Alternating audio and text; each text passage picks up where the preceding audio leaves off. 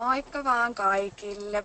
Täällä Sinilumme ja Oskari Koskinen Kangasniemen keskustasta. Jouduttiin lähteä evakkoon meidän mökkisaaresta, kun netti ei ihan toiminut siellä, mutta toivottavasti täällä ja kuulette kaiken.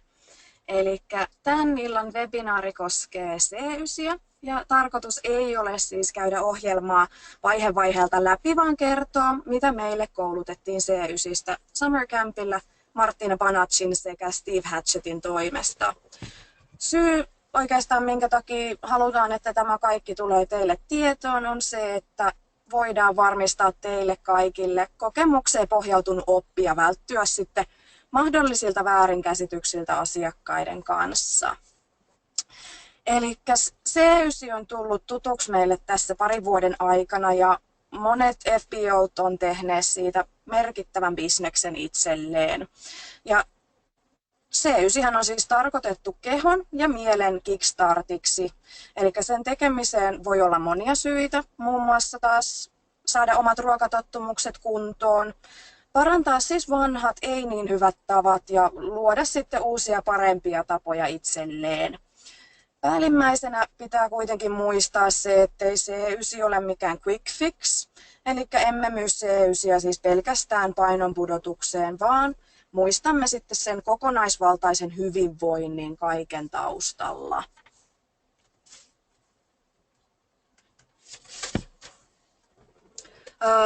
Kehomme siis tarvitsee polttoainetta koko ajan toimijakseen, eli aivomme ja lihakset ei jaksa toimia, jos polttoainetta ei tule tarpeeksi kehoon.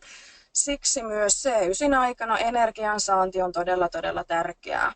Ja C9 ei ole missään nimessä tarkoitettu nälkäkuuriksi. Yhtenä työkaluna voit käyttää tätä kuvassa näkyvää sivustoa, eli foreveruk.co.uk ja sieltä kohta BMR kautta AMR. Siellä sä pystyt helposti laskemaan oman kehosi kulutuksen ja sen avulla pystyt hahmottamaan oman tai asiakkaasi kulutuksen. Tämä on myös ihan äärimmäisen hyvä työkalu FIT-ohjelmien tueksi kokonaisuudessaan. Tässä sitten kohdassa on esimerkkilaskelma kalorin kulutuksesta 32-vuotiaalta naiselta. Tässä huomaat, kuinka kalorien saanti C9 aikanakin on tärkeää, jottei siis keho mene sille säästöliekille. Sitten oikeastaan Oskarin vuoro kertoo muutamia hyviä pointteja C9-ohjelmasta. Joo, terve vaan puolestani myös. Eli tosissaan ajatus oli se, että käydään hieman tätä ohjelmaa läpi ja sitä, että minkä takia määrätyt kohdat on syytä käydä itse asiakkaan kanssa läpi tai itse keskittyä sitten niihin kohtiin. Eli tässä me näemme ensimmäisen 2 päivän ohjelman. Toki taitaa nyt olla ruotsin vai tanskan kielellä, mutta meillä jokaisella kun on se vihko, niin voidaan katsoa sitten sieltä myös tarvittaessa sitä, miten ne päivät meni. Eli aamulla kun ohjelma alkaa, niin meillä on mahdollisuus, tai on tarkoitus ottaa siinä nämä jo tutut 30 ml alueveeraa, termi, ja siellä ennen kaikkea huomio kannattaa kiinnittää tähän 30 minuutin liikuntaan. Tämä liikunta on nimenomaan tarkoitettu siihen, että tehdään aamulla tällainen kevyt jumppa, kävely tai muu vastaava tällainen kevyt harjoite, jolla saadaan suolisto liikkeelle ja pysymään tai herätettyä suolisto ja näin saadaan tavara kulkemaan paremmin.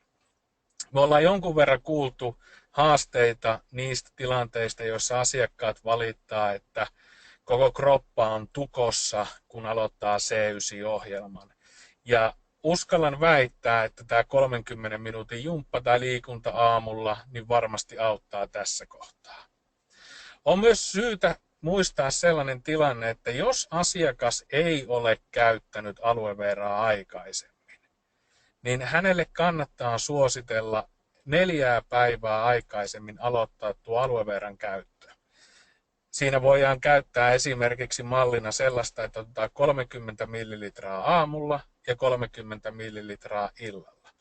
Näin asiakas saa totutettua kehoon alueveeraan, eikä sitten ensimmäisen 2 päivän aikana tule sellaista ripulia tai muuta vilkasta toimintaa tuonne suolen puolelle. No sitten meillä on tuossa välipala aamupalan ja päivällisen välissä, ja tässä kohtaa on maininta Forever Fiberista. Ja on syytä huomioida, että tämä fiberi otetaan ainoastaan yksin, ei sekoiteta siihen samaan arkeja tai muita mahdollisia tuotteita, joita käyttää tämän ohjelman aikana. Eli fiberi otetaan itse ainoastaan, ja tähän on ihan syynä se, että fiberi on aine, joka imee kaikki mahdolliset ainesosat, vitamiinit, muut, mitä sinne samaan aikaan työnnetään. Eli on hyvin tärkeää, että tämä fiberi nautitaan aika lailla näiden 2 aamupalan ja lounaan välissä. Jos fiberi taas tuntuu maullisesti sellaiselta, että se on haaste ja sitä ei meinaa saada mitenkään perin juotua, niin yhtenä kikkana tässä voi käyttää lämmintä vihreää teetä, jonne sekoittaa tämän fiberin. Oikeastaan muuten päivät menee ihan normaalisti ohjelman mukaisesti, mutta siellä on erittäin tärkeää ymmärtää se, että sivulla 11 löytyviä sallittuja aineita, eli näitä vihanneksia ja kasviksia, joita on lueteltu siellä melkoinen määrä, niin näitä tulee syödä. Tämä ei ole suositus, että otetaan muutama porkkana. Me ollaan kuultu ainakin se keskustelu moneen kertaan, että sopiiko syödä 1 tai 2 porkkanaa näiden 2 ensimmäisen päivän aikana. Se määrä on täysin turha edes miettiä, vaan tarkoitus on, että syödään sallittuja aineita reilusti. Ja tällä me pystytään varmistamaan se, että suoli pysyy hereillä, kun sinne tulee aineita, sinne tulee tavaraa, jota liikuttaa. Ja monen näiden sallittujen aineiden listalla olevan tuotteen kohdalla, niin tilanne on se, että kun syömme vaikka 100 grammaa viinirypäleitä, saamme siitä 60 kilokaloria, mutta kehomme käyttää 95 kilokaloria käsitellessään näitä viinirypäleitä.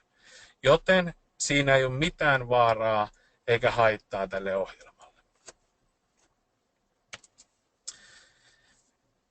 Minkä takia sitten taas Forever Ultra on äärimmäisen hyvä tuote? Mikä siinä on se juttu ja minkä takia se on nostettu tässä meillekin koulutuksessa esille? Eli Ultra itsessään on soijaproteiinivalmiste, joka on äärimmäisen hyvä ja turvallinen tuote meille ensinnäkin käyttää. Eli emme käytä omassa soijavalmisteessa ollenkaan geenimanipuloituja ainesosia, vaan puhdasta soijaa, joka on sinällään hyvin poikkeus, koska maailman soijavalmistuksesta noin 90% on geenimanipuloitua. Ultran kanssa voi käyttää erilaisia aineita, mitä siis haluaa sekoittaa siihen ultraan. Eli jos käytetään maitoa, niin meillä puhutaan 24 grammasta proteiinia, joista 14 tulee ultrasta ja loput tulee maidosta. Eli meidän on hyvä huomioida se, että nämä määrät, joita näissä monesti kerrotaan muun muassa ultran taustalla, niin on myös mitattu maidon kanssa.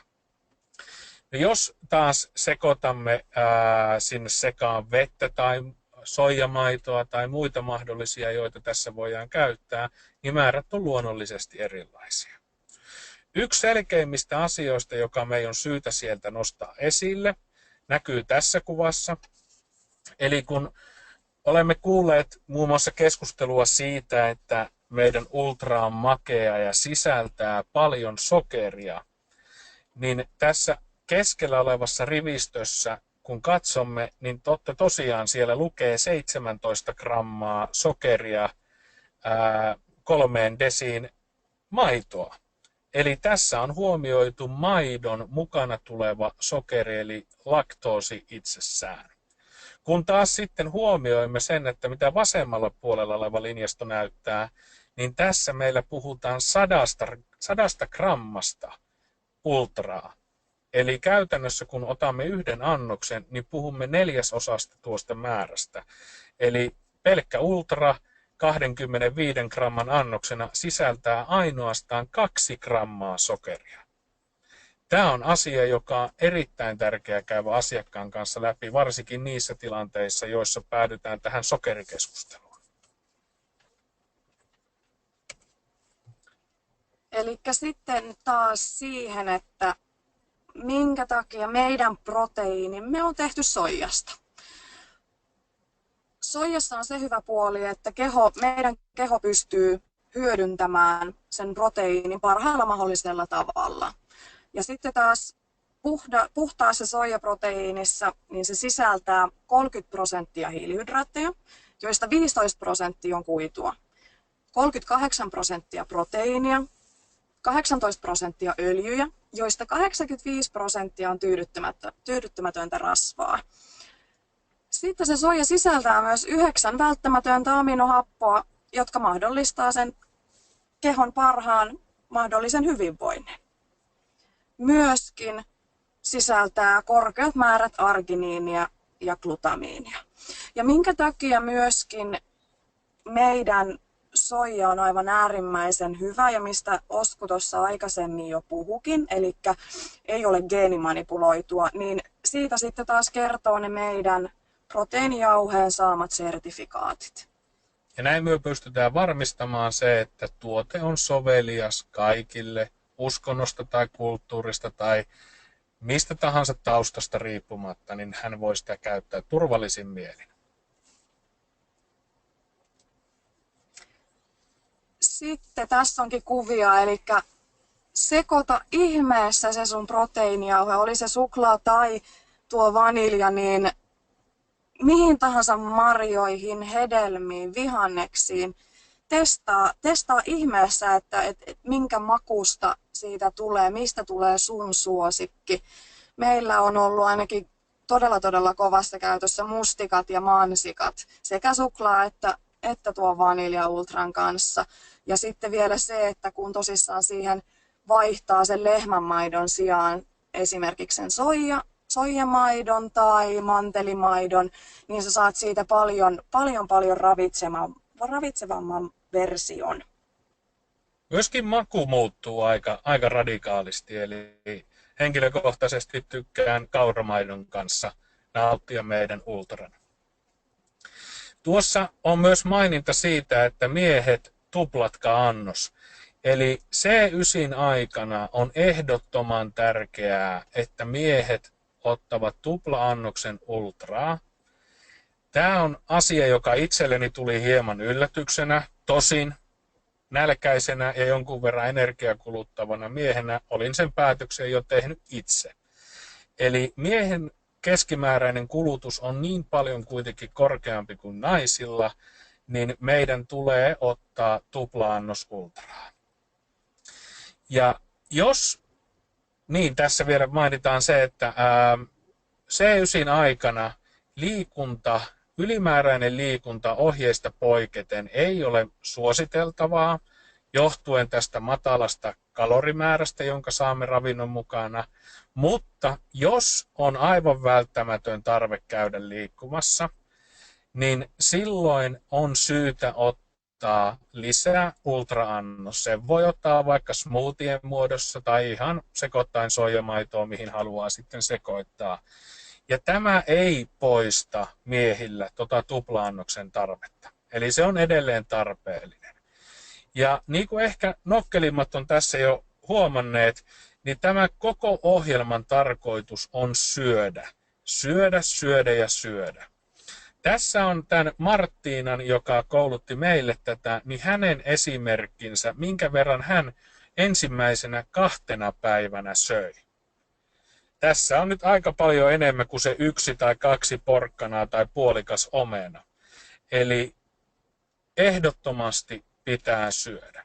Ja käytännössä ajatus menee niin, että silloin kun ohjelma ei suosittele syömään tai ohjelma ei kerro syömään, niin siinä välissä syödään näitä sallittuja. Kuvassa myös näkyy sen lisäksi lukuisia meidän tuotteita.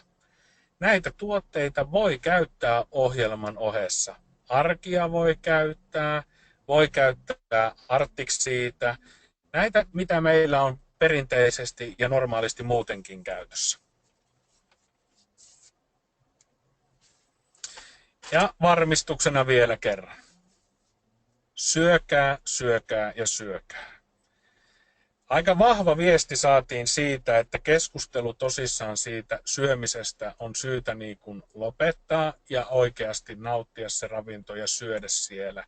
Ja tässä kuvassa huomioitavaa on se, että tämä on ainoastaan niitä sallittuja aineita.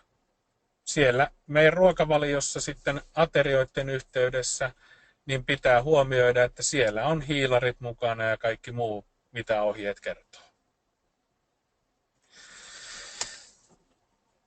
Tässä 3-9 päivistä esimerkkiä. Tämän jokainen jälleen voi tarkistaa vihkosesta, miten nämä meni suomen kielellä. Mutta käytännössä näiden tärkein viesti on se, että miesten tulee päässä kalorimäärässä 200-300 kaloria naisia korkeammalla. Eli jos tehdään esimerkiksi pariskuntana tätä ohjelmaa, niin ruoka-annos ei voi olla miehillä ja naisilla samanlainen, vaan siellä pitää huomioida, että miehillä on enemmän syötävää. Tuossa jo mainittukin, mutta hiilarit on yksi asia, joka on ehdottoman tärkeää. Ateria ei voi koostua pelkästään salaatista, vaan siellä tulee olla vaikka riisiä tai pastaa seassa, jolloin meidän rasvan polttoprosessi pyörii ja saadaan riittävä määrä kaloreita kehoon.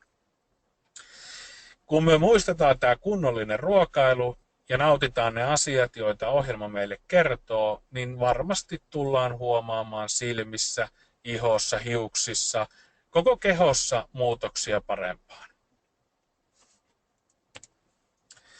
Tässä on hienosti tanskankielinen listaus sallituista. Ja myös englanniksi, eli englanninkielisessä C9, Clean9 on enemmän näitä sallittuja. Eli sitten näitä sallittuja voi myös katsoa netistä esimerkiksi lisää. Eli tämä sallittujen listahan muodostuu hyvin pitkälti tuotteista tai aineista, jotka ovat GI-arvoltaan matalia. Eli puhutaan, oliko nyt 55 alle jäävistä hedelmistä tai kasviksista. Esimerkiksi muistaakseni tässä listassa ei ole banaania, mutta banaani taitaa jäädä 51, joten soveltuu ihan hyvin tänne. Eli pieni sellainen maalaisjärjen käyttö myös tässä sallittujen listalla on suotavaa. Ei tarvitse ihan lukea kuin piruraamattua tätä näin. Kaiken kaikkiaan ohjelma muutoinkin on sellainen, että siinä on syytä käyttää sitä jokapäiväistä omaa järjenjuoksua ja miettiä, että mikä kohta voi olla sellainen, joka aiheuttaa mahdollisesti itselleen haasteita tai asiakkaille. Ja tästä me päässään siihen, että tämä paketti nimeltä C9 ei ole mikään postipaketti, joka lähetetään asiakkaalle ja toivotaan, että asiakas siitä nauttii, vaan jokaisen asiakkaan kanssa on syytä käydä tämä vihkonen läpi, tarkistaa vaihe vaiheelta, että asiakas on ymmärtänyt, mitä ohjelma sisältää, varmistaa, että hän ymmärtää juomisen tarpeellisuuden, mutta myöskin sen liikunnan tarpeellisuuden. Ja taas sitten toisinperin ymmärtää, että sitä liikuntaa ei saa harrastaa liikaa. Eli me, jotka tämän ohjelman ollaan jo tehty tai näitä tuotteita asiakkaille suositellaan, niin se on meidän vastuu pitää huoli, että asiakas oikeasti ymmärtää, mistä tässä on kysymys, mihin tällä tähdätään ja minkälaisia muutoksia ihminen yleensäkään voi edes lähteä haaveilemaan tällä ohjelmalla. Niin kuin Sini sanoi, tämä ei ole mikään quick fix, tällä ei tehdä niin kuin 9 päivässä pelkästään 10 kilon painonpudotusta ja sen jälkeen maailma on hirveän paljon parempi, vaan tämä on meille kaikille portti eteenpäin, parempaan hyvinvointiin, parempaan kuntoon, mikä se kelläkin sitten on. Tässä sitten on seuraava tulevaisuuden meidän paketti. Me ei lähdetä tätä läpi käymään, mutta tässä on juurikin oikeastaan viesti siitä, että C9 jälkeen on syytä tosissaan itse tai asiakas niin jatkaa eteenpäin. Se eteenpäin jatkuminen voi olla tulevaisuudessa tällä F15, tai se voi olla tällä hetkellä F1, joka on äärimmäisen tehokas kunto-ohjelma. Siihen tulee jumpat mukaan, saadaan 30 päivän ruokavaliot ja kaikki muut sinne. Tai sitten jos näistä tämän tyylisistä jumppajutuista ei tunnu mikään luontevalta, tai keho antaa esimerkiksi fyysisiä esteitä tällaiselle, niin voi lähteä tekemään Vital Vitosella sitä päivittäistä hyvinvoinnin ylläpitämistä ja hakea sitä kautta itselleen sitä jatkuvuutta tälle hommalle. Tärkein on kuitenkin se, että ymmärretään, että 9 päivää on vain 9 päivää. Ja se, mitä me haemme tällä, niin haemme paljon parempaa oloa pitkällä aikavälillä. Sitten taas tuosta C9:stä mainintana se, että C9 ei ole 4 kertaa vuodessa tehtävä toistuva ohjelma, vaan C9 on suunniteltu tehtäväksi lähtökohtaisesti vain kerran vuodessa. Ja jos aivan välttämätön pakko, esimerkiksi tiukan antibioottikuurin tai kovan sairastelun pohjalta on, niin voi tarvittaessa tehdä toisen kerran C9 saman vuoden aikana. Mutta lähtökohtaisesti suositellaan vain kerran vuodessa tehtäväksi. Ja tämä samainen ajatus tukee sitä, että haetaan sitä ohjelman jatkuvuutta muista meidän pakettiratkaisuista tai yksittäisistä tuotteista.